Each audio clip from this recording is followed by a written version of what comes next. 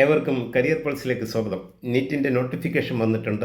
March 8 വരെ നമുക്ക് ഓൺലൈനിൽ രജിസ്റ്റർ ചെയ്യാം. മാർച്ച് 10 മുതൽ 12 വരെ എന്തെങ്കിലും കറക്ഷൻ ഉണ്ടെങ്കിൽ അത് തിരുത്താനുള്ള അവസരം NTA നൽകുന്നതാണ്. പരീക്ഷ എന്ന് പറയുന്നത് മെയ് 3-ാം തീയതി ഞായറാഴ്ച 2 മണി മുതൽ 4 മണി വരെയാണ്.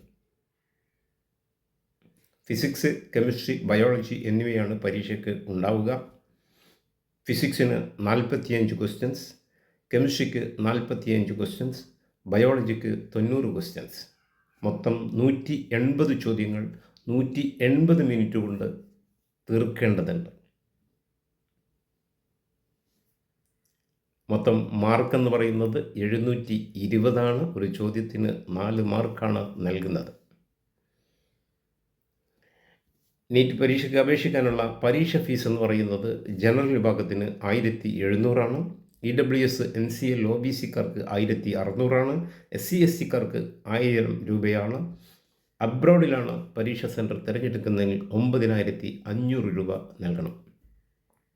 ഈ നീറ്റ് പരീക്ഷ എന്ന് പറയുന്നത് ഒരു MBBSന് വേണ്ടി മാത്രമല്ല എന്നും നഴ്സിംഗ്, BSc പ്രോഗ്രാമുകൾ, അതുപോലെ ഇൻസ്പയർ സ്കോളർഷിപ്പുകൾ, വിദേശത്ത് പഠിക്കാൻ കേരളത്തിൽ തന്നെ 13ഓളം കോഴ്സുകളിലേക്ക് അഡ്മിഷൻ കിട്ടുന്നത് നീറ്റിൻ്റെ റാങ്ക് ബേസിലാണ്.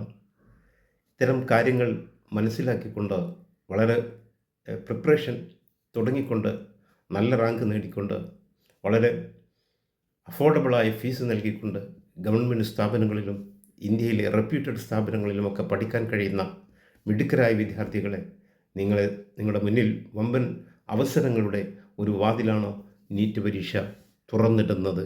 അതുകൊണ്ട് വളരെ ഗൗരവത്തോടുകൂടി പരീക്ഷയെ കണ്ട് നല്ല പ്രിപ്പറേഷൻ നടത്തിക്കൊണ്ട് പരീക്ഷയെ അഭിമുഖീകരിക്കുക. എല്ലാവിധ ആശംസകളും നേരുന്നു. Thank you.